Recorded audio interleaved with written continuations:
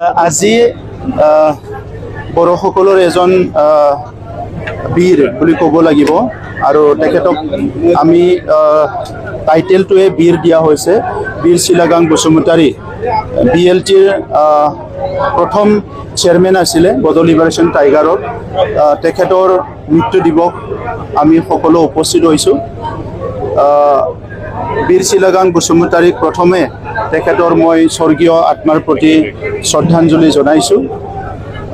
তেখেতৰ আত্মা স্বৰ্গত যাতে সদায় শান্তি থাকে ইয়াৰ কাৰণে ভগৱানৰ ওচৰত প্ৰাৰ্থনা কৰিছোঁ আৰু লগতে ভগৱানৰ ওচৰত প্ৰাৰ্থনা ৰাখিছোঁ তেখেতে আকৌ যেতিয়া জন্ম পাব বড়ো জনগোষ্ঠীয়ে তেখেতক যাতে জন্মগ্ৰহণ কৰিবলৈ দিয়ে, কাৰণ তেখেতৰ নিচিনা বীৰ পুৰুষসকলে জন্ম পোৱাৰ কাৰণে বড়োসকলে আজি নিজৰ পৰিচয় অস্তিত্ব লৈ জীয়াই থাকিব পাৰিছে, নিজৰ ভাষা সংস্কৃতি জীয়াই ৰাখিব পাৰিছে আৰু তেখেতসকলৰ সাহস, তেখেতসকলৰ এটা দূৰদৰ্শিতা, তেখেতসকলৰ এটা আগ্ৰণী দায়িত্ব লৈ যি সংগ্ৰাম আৰম্ভ কৰিছিলে ইয়াৰ দ্বাৰাই বড়োসকলে আজি নিজৰ ভৱিষ্যতৰ কথাটো চিন্তা কৰিব পৰা হৈছে আৰু এনেই পৰিৱৰ্তিত পৰিস্থিতিত নিজৰ জনগোষ্ঠীক কেনেকৈ প্ৰতিষ্ঠা কৰিব এই কথাবিলাক শিকিব পৰা হৈছে।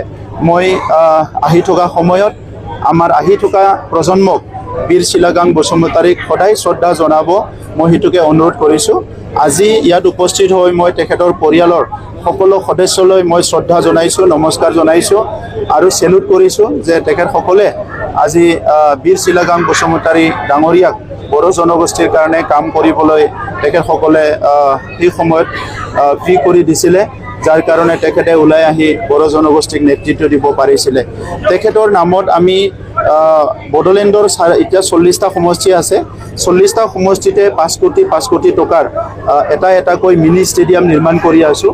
ইতিমধ্যে 12টা চেংচন কৰা হৈ গ'ল আৰু 6টা ইতিমধ্যে কমপ্লিট হোৱাৰ পথত গৈ আছে।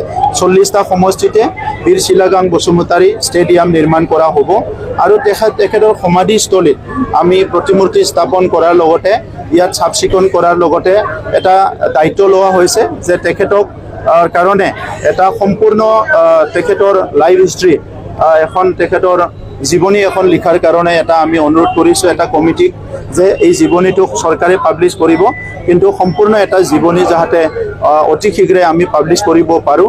লগতে তেখেতৰ সমাধিস্থলীটো সদায় চাফ চিকুণে ৰখাৰ কাৰণে মান্থলি চৰকাৰৰ পৰা 20,000 কৰি টকা দিয়াৰ কাৰণে মই আজি ঘোষণা কৰিছোঁ আৰু ইয়াৰ লগতে ইয়াত ডাঙৰ এটা ৱাল নতুনকৈ ছাইডত বনোৱা হ'ব য'ত তেখেতৰ বেছিক ইনফৰমেশ্যনখিনি, তেখেতৰ স্কুলিং, তেখেতৰ জীৱন, তেখেতৰ সংগ্ৰাম, তেখেতে দায়িত্ব লোৱা সংগঠনৰ বিভিন্ন কাম কাজৰ ওপৰত ইয়াত লিখনি থাকিব। চ' এইখিনি কাম আমি তেখেতৰ নামত অতি শীঘ্ৰে আমি কৰিবলৈ। বড়ো জনগোষ্ঠী সদায় একতা হৈ আছে আৰু ৰাজনৈতিকভাৱে বেলেগ বেলেগ থাকিব পাৰে, কিন্তু আমি সামাজিকভাৱে বা জাতিগতভাৱে আমি সদায় এক, ইয়াত কোনো বিভাজন নাই। ক'বলৈ গ'লে ৰাজনীতিটো আমি ক'ব নোৱাৰোঁ, কাৰণ গণতন্ত্ৰত চবে নিজৰ নিজৰ কথা লৈ ৰাজনীতি কৰে, তাত মোৰ ক'বলগীয়া নাই। কিন্তু আজি বীৰ শিলাগাং বসুমতাৰীৰ সমাধিত চবে আহিব লাগে, বডোফা উপেন্দ্ৰনাথ ব্ৰহ্মৰ সমাধিত চবে আহিব লাগে, আমাৰ সুজিত নাৰ্জাৰীৰ সমাধিত চবে আহিব লাগে।